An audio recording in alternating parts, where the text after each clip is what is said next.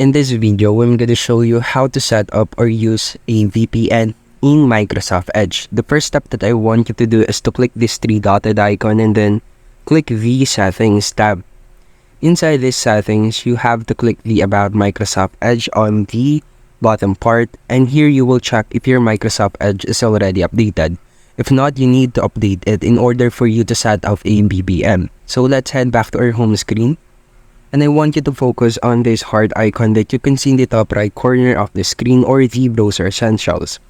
Click this icon and then it will open this interface that includes the performance, the safety, and the Microsoft Edge Secure Network section. Basically, this Microsoft Edge Secure Network section includes or contains the VPN turn on and turn off button. You need to click this toggle switch and then click the Always Use VPN for this site. Now we have set up or changed or turned on our VPN in our Microsoft Edge. And that's how you can set VPN in your Microsoft Edge, and thank you for listening.